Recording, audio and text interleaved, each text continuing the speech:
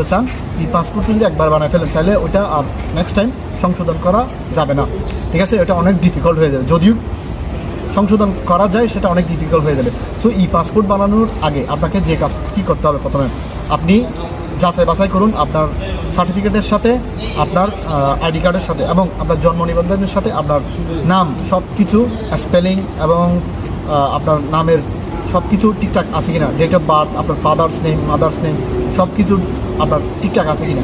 আপনি সব কিছু যদি ঠিকঠাক থাকে তাহলে আপনি জন্ম নিবন্ধনটা, I mean date of birth, যে বার্থ সার্টিফিকেটটা আছে ইংলিশে বর্তমানে হচ্ছে অনলাইন ভিত্তিক, ওইটাকে আপনি আপডেট করুন একদম অ্যাকুরেটভাবে।